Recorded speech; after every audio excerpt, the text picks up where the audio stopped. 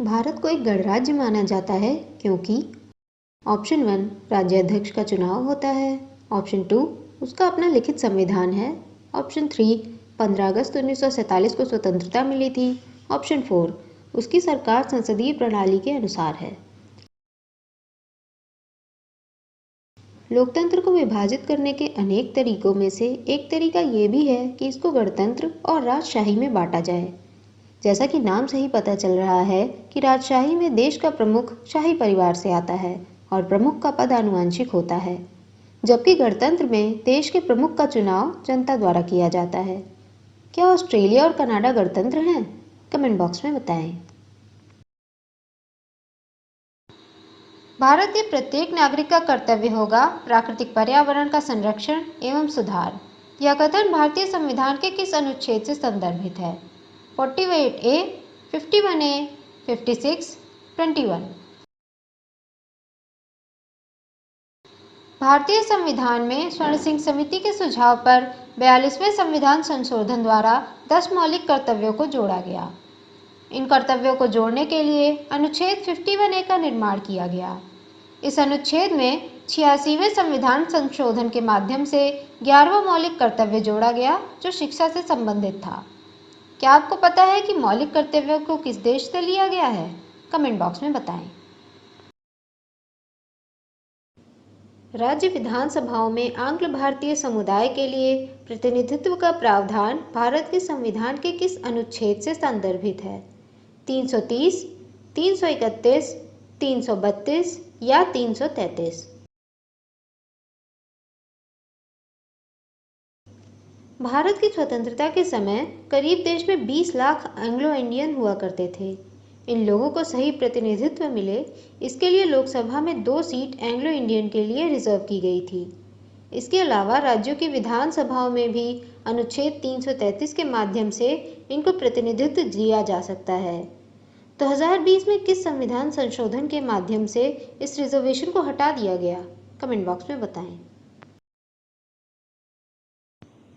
भारतीय संविधान में से निम्न में से किस अनुच्छेद का उपयोग अभी तक नहीं किया गया है? 60 का, 352 का, 356 का या 360 का? अनुच्छेद 360 में वित्तीय आपातकाल की बात की गई है। इसे लगाने पर राज्य के वित्तीय विषयों पर केंद्र का अधिकार हो जाता है और किसी भी वित्तीय बिल को पास होने के लिए राष्ट्रपति के सम्मुख से गुजरना पड़ता है। हालांकि 1991 में एक ऐसा समय आ गया था जब इस अनुच्छेद का उपयोग किया जा सकता था, लेकिन उस समय भी इसका उपयोग नहीं किया गया। क्या आपको पता है कि भारत में बाह्य आक्रमण की वजह से कितनी बार आपातकाल लगा? कमेंट बॉक्स में बताएं। भारत संविधान का कौन सा अनुच्छेद भारत की विदेश नीति से संबंधित है? 380, 312, 60 या 51? अनुच्छेद 51 में देश की विदेश नीति से संबंधित कुछ बहुत महत्वपूर्ण बातें बताई गई हैं। इस अनुच्छेद में अंतर्राष्ट्रीय शांति और सुरक्षा बनाए रखने, दूसरे देशों से मधुर संबंध बनाने और अंतर्राष्ट्रीय कानूनों और समझौतों के अनुसार व्यवहार करने की बात की गई है। क्या आपको पता है कि न्यायपालिका और कार्यपालिका को अलग रखने की बात किस अनुच्छेद में की गई है? कमेंट बॉक्स में बताएं। भारतीय संविधान के किस अनुच्छेद में नए राज्य के प्रवेश या स्थापना का प्रावधान किया गया है? अनुच्छेद 1, अनुच्छेद 2, अनुच्छेद 3 या अनुच्छेद 4? अनुच्छेद 2 से संसद को यह शक्ति मिलती है कि वो भारत में नए राज्यों को शामिल कर सकता है या उनकी स्थापना भी कर सकता है। इससे अलग अनुच्छेद 3 के माध्यम से संसद भारत में पहले से मौजूद राज्यों को बना या उनमें परिवर्तन कर सकती है। क्या आपको पता है कि अनुच्छेद 1 में क्या बातें हैं? कमेंट बॉक्स में बताएं। भारतीय संविधान के जिस अनुच्छेद में राज्य में विधान परिषद की स्थापना और समाप्ति का प्रावधान है वो है अनुच्छेद 170, अनुच्छेद 169, अनुच्छेद 168, अनुच्छेद 167। राज्य में विधान परिषद की स्थापना और समाप्ति का प्रावधान अनुच्छेद 169 में है। परिषद का कंपोजिशन अनुच्छेद 171 में दिया गया है। किसी भी राज्य की विधान परिषद में सदस्यों की संख्या उस राज्य की विधानसभा के सदस्यों से 1/3 होती है, लेकिन परिषद में 40 से कम सदस्य किसी भी हाल में नहीं होने चाहिए। क्या आपको पता है कि विधानसभा की स्थापना और उसका कंपोजिशन किस किस अनुच्छेद में है? कमेंट बॉक्स में बताएं। भारतीय संविधान में एकल नागरिकता की अवधारणा निम्न में से किस देश से प्रेरित है? फ्रांस, इंग्लैंड, आयरलैंड या जर्मनी? नागरिकता दो प्रकार की होती है। एकल नागरिकता में आपको देश की नागरिकता मिलती है, लेकिन दोहरी नागरिकता में आपको आपके देश और आपके राज्य दोनों की नागरिकता मिलती है। भारत में एकल नागरिकता का प्रावधान इंग्लैंड से लिया गया है। क्या आपको पता है कि किन देशों में दोहरी नागरिकता पाई जाती है? कमेंट बॉक्स में बताएं। स्वतंत्र भारत की लोकसभा का पहला अध्यक्ष कौन था? रवि राय, बलिराम भगत, जीवी मावलंकर, हुकम सिंह? अक्टूबर 1951 में हुए चुनाव के बाद अप्रैल 1952 में पहली लोकसभा की स्थापना हुई थी। उस समय इसको हाउस ऑफ पीपल बोला जाता था। 1954 में इसका नाम लोकसभा कर दिया गया। इसके पहले अध्यक्ष गणेश वासुदेव मावलंकर थे, जिनको दादा साहेब नाम से भी जाना जाता था। पहली लोकसभा के कार्यकाल के बीच ही इनका निधन हो गया था। क्या आपको पता है कि लोकसभा की पहली महिला अध्यक्ष कौन थी? कमेंट बॉक्स में बताएं। भारतीय संविधान को जिस दिन अपनाया गया था वो है 26 जनवरी 1949, 26 जनवरी 1950, 31 दिसंबर 1949, 26 नवंबर 1949। संविधान सभा में 2 साल 11 महीने और 18 दिनों तक कुल 11 सत्रों में हुई चर्चा के बाद हमारा संविधान बना। जिस समय ये बनकर तैयार हुआ था उस समय उसमें एक प्रस्तावना, 395 अनुच्छेद और 8 अनुसूचियां थीं। संविधान को 26 नवंबर 1949 को अपनाया गया था और इस दिन इसके कुछ गिने चुने अनुच्छेद लागू भी हो गए थे। क्या आपको पता है कि वर्तमान में संविधान में कितने अनुच्छेद और अनुसूचियां हैं? कमेंट बॉक्स में बताएं। भारत में निम्न में से किस प्रकार का लोकतंत्र है? ऑप्शन 1 प्रतिनिधिक, ऑप्शन 2 तानाशाही, ऑप्शन 3 प्रत्यक्ष, ऑप्शन 4 इनमें से कोई नहीं। लोकतंत्र को हम दो प्रकार में बांट सकते हैं। इसमें पहला है प्रत्यक्ष लोकतंत्र या direct democracy.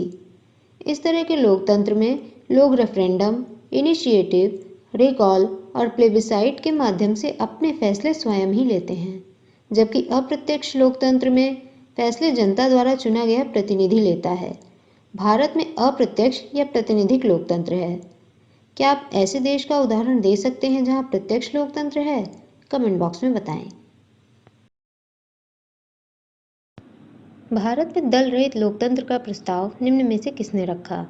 Vinoba Bhave, S.A. Dange, Mahatma Gandhi, Jayaprakash Narayan? M.N. Roy ने रेडिकल डेमोक्रेटिज्म का सिद्धांत दिया था। इस सिद्धांत के आधार पर ही राजनीतिक दल रहित लोकतंत्र का सुझाव जयप्रकाश नारायण द्वारा दिया गया। उनका ये विचार गांधी जी के विलेज रिपब्लिक के विचार से भी प्रभावित था। जयप्रकाश नारायण को भारत छोड़ो आंदोलन का नायक कहा जाता है। उन्हें भारत रत्न 1999 में दिया गया था। क्या आपको पता है कि M.N. रॉय का भारत के संविधान बनने से क्या संबंध है? कमेंट बॉक्स में बताएं। भारतीय संविधान की प्रस्तावना में निम्नलिखित में से किसका उल्लेख नहीं किया गया है? ऑप्शन 1 स्थिति की समता, ऑप्शन 2 न्याय, ऑप्शन 3 वयस्क मताधिकार, ऑप्शन 4 बंधुता। भारतीय संविधान की प्रस्तावना में प्रतिष्ठा और अवसर की समता, सामाजिक, आर्थिक और राजनीतिक न्याय और देश की अखंडता को सुनिश्चित करने के लिए बंधुता बढ़ाने की बात की गई है। वयस्क मताधिकार की बात संविधान के अनुच्छेद 326 में की गई है। भारत के हर 18 वर्ष से उम्र के ज़्यादा के नागरिक को वोट करने का अधिकार है। क्या आपको पता है कि संविधान संशोधन से मताधिकार की उम्र 21 से घटाकर 18 साल कर दी गई थी? कमेंट बॉक्स में बताएं। भारतीय संसद में कोई विधेयक प्रवर समिति को कब भेजा जा सकता है? ऑप्शन 1 दूसरे वाचन के बाद, ऑप्शन 2 प्रथम वाचन के बाद, ऑप्शन 3 अध्यक्ष के विवेक से, ऑप्शन 4 दूसरे वाचन के दौरान सामान्य चर्चा के बाद। संसद के किसी भी सदन में विधेयक को दो तरीकों से सेलेक्ट कमेटी के पास भेजा जा सकता है। पहला, जो मंत्री विधेयक पेश कर रहा है वो सुझाव दे, या फिर सदन के अध्यक्ष विधेयक को अपने विवेक के अनुसार भेज सकते हैं। सेलेक्ट कमेटी का गठन किसी एक बिल के अध्ययन के लिए ही होता है, इसलिए ये समिति अपनी रिपोर्ट देने के बाद भंग हो जाती है।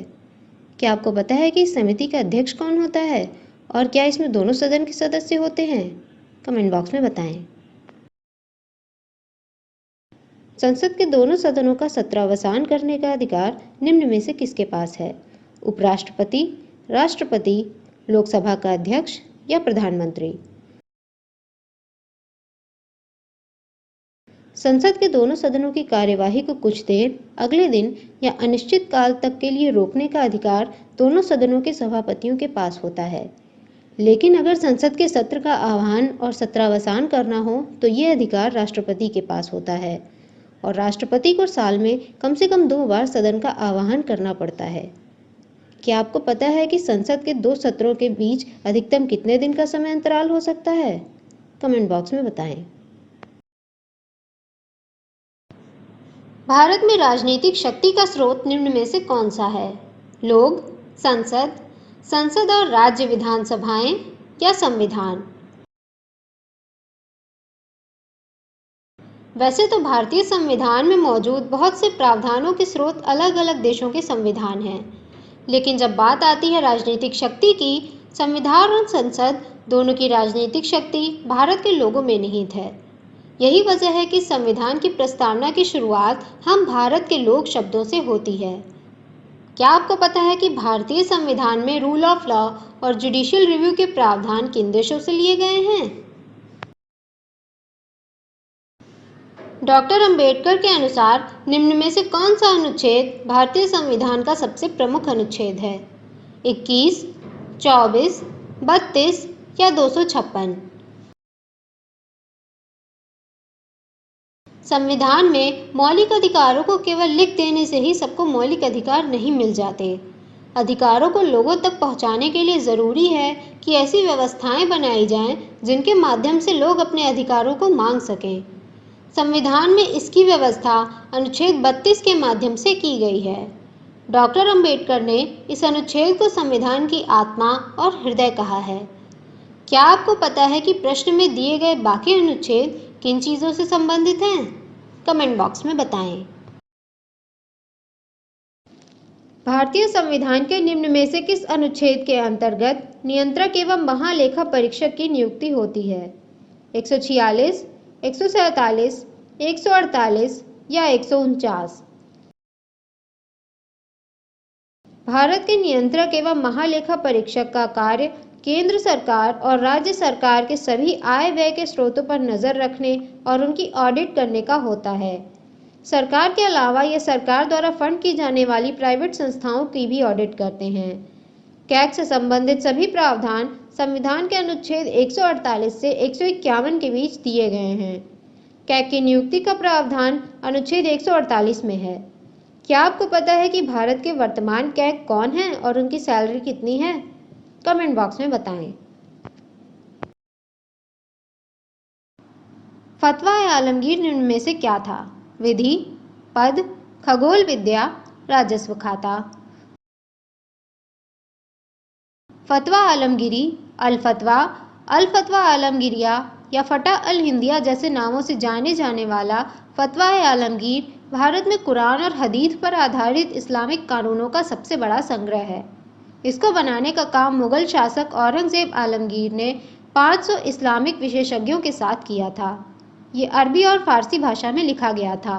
इसमें निजी, परिवार, गुलामों, युद्ध, संपत्ति, अंतरधार्मिक संबंधों, व्यापार और टैक्स आदि से संबंधित कानूनों का जिक्र है। क्या आपको पता है कि औरंगजेब की मृत्यु के बाद मुगल वंश का शासक कौन था? कमेंट बॉक्स में बताएं। मुगल शासन में मुहतसिब निम्न में से कौन था? ऑप्शन 1 सार्वजनिक नैतिकता जांचने वाला, ऑप्शन 2 आयात सामग्री पर कर, ऑप्शन 3 कर आयुक्त, ऑप्शन 4 ग्रामीण न्यायिक अधिकारी। मध्यकाल में मुस्लिम देशों में मुहतसिब एक अधिकारी हुआ करता था जो ये सुनिश्चित करता था कि इन देशों में बाजार और व्यापार दोनों ही शरिया के कानून के हिसाब से चलें। यह अधिकारी नाप तोल, पैसों, चीज़ों के दामों, सार्वजनिक नैतिकता और सार्वजनिक स्थलों पर स्वच्छता का ध्यान रखते थे। कई देशों में तो ये स्कूल, शिक्षकों और छात्रों पर नज़र भी रखते थे। क्या आपको पता है कि मुगल काल में दीवाने वजारत क्या होता था? कमेंट बॉक्स में बताएं। विजयनगर साम्राज्य में भूमि अधिकार के संबंध में कौन सा कथन सही है? ऑप्शन 1 सभी भूमि सरकार की थी, ऑप्शन 2 किसानों को भूमि पर व्यक्तिगत अधिकार दिया जाता था, ऑप्शन 3 अधिकांश भूमि मंदिरों द्वारा नियंत्रित होती थी, ऑप्शन 4 इनमें से कोई भी नहीं। विजयनगर साम्राज्य में भूमि के 3 प्रकार थे। पहली थी भंडारवादी भूमि जो पूरी तरह से राजकीय भूमि थी। दूसरी भूमि को अमरम भूमि कहा जाता था और ये राज्य के कुल भूमि का लगभग 75% थी। इस भूमि को राजा के द्वारा सैनिक सेवाओं के चलते अमर नायकों और पलायीगारों को दिया जाता था। तीसरी भूमि थी मान्या भूमि जो ब्राह्मणों, मंदिरों और मठों को दान में दी जाती थी। इन 3 तरह की भूमि की वजह से इस प्रश्न का चौथा विकल्प सही है। क्या आपको पता है कि विजयनगर साम्राज्य में राज्यों और जिलों को क्या बोला जाता था? कमेंट बॉक्स में बताएं। निम्न में से किस राज्य में सर्वाधिक राष्ट्रपति शासन लगा है? जम्मू कश्मीर, बिहार, मध्य प्रदेश, उत्तर प्रदेश। राष्ट्रपति शासन संविधान के अनुच्छेद 356 में दी गई ऐसी व्यवस्था है जिसके माध्यम से किसी राज्य में संवैधानिक शासन के फेल हो जाने पर केंद्र सरकार शासन व्यवस्था को अपने हाथ में लेती है। संविधान के इस अनुच्छेद का केंद्र की सरकारों ने बहुत ही ज़्यादा दुरुपयोग किया है। अगर बात करें सबसे ज़्यादा बार राष्ट्रपति शासन की, तो मणिपुर पर 10 बार राष्ट्रपति शासन लग चुका है। उत्तर प्रदेश में ये 9 बार, तो बिहार और जम्मू कश्मीर के राज्यों में 8 बार लग चुका है। प्रश्न में मणिपुर नहीं दिया गया है, इसलिए उत्तर प्रदेश इसका सही उत्तर है। क्या आपको पता है कि मध्य प्रदेश में कितनी बार राष्ट्रपति शासन लगा है? कमेंट बॉक्स में बताएं। पेशवा प्रथा अंग्रेजों द्वारा निम्न में से किस पेशवा के काल में समाप्त की गई? माधवराव द्वितीय, बाजीराव द्वितीय, नारायण राव, रघुनाथ राव। शुरुआत में पेशवा मराठा राजा के अधीन काम किया करते थे। पहले पेशवा मोरोपंत पिंगले की नियुक्ति छत्रपति शिवाजी के द्वारा की गई थी। बाद में भट्ट परिवार के पेशवा पद पाने के बाद से ये पोस्ट हेरिडिटरी हो गई और मराठा राजा बस नाम का राजा रह गया। ब्रिटिशकालीन भारत में मराठा साम्राज्य की शक्ति लगातार कम होती चली गई और बाजीराव द्वितीय के बाद पेशवा का पद समाप्त कर दिया गया। 1857 की क्रांति के समय बाजीराव द्वितीय के दत्तक पुत्र नाना साहब ने इसे पुनः स्थापित करने का असफल प्रयास किया। क्या आपको पता है कि नाना साहब का वास्तविक नाम क्या था? कमेंट बॉक्स में बताएं। रॉलेट कानून को पारित करने का कारण निम्न में से क्या था? ऑप्शन 1 भारतीय शासन को आधुनिक रूप देना, ऑप्शन 2 राजद्रोह एवं सरकार के विरुद्ध कार्यों को रोकना, ऑप्शन 3 मुस्लिम लीग को मनाना, ऑप्शन 4 इनमें से कोई नहीं। प्रथम विश्व युद्ध के दौरान अंग्रेजों ने जरूरत को महसूस किया कि भारत में उग्रवादी गतिविधियों, राजद्रोही षड्यंत्रों और सरकार के विरुद्ध होने वाली गतिविधियों को रोकना केवल डिफेंस ऑफ इंडिया एक्ट से संभव नहीं होगा। इसलिए ब्रिटिश सरकार सर सिडनी रॉलेट की अध्यक्षता में बनी समिति की सिफारिश पर 1919 में एनार्कियल एंड रेवोल्यूशनरी क्राइम एक्ट लेकर आई। इस कानून को सिडनी रॉलेट के नाम पर रॉलेट एक्ट कहा गया। इस कानून के अनुसार सरकार किसी को भी बिना वारंट के गिरफ्तार कर सकती थी और बिना ट्रायल के 2 साल तक जेल में रख सकती थी। इसमें प्रेस पर नियंत्रण करने के लिए और कठोर नियम भी बनाए। क्या आपको पता है कि इस कानून के विरोध में जलियांवाला बाग में हो रही सभा पर गोली किसने और किस दिन चलवाई? कमेंट बॉक्स में बताएं।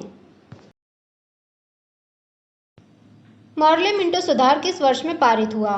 1917, 1909, 1902, 1912।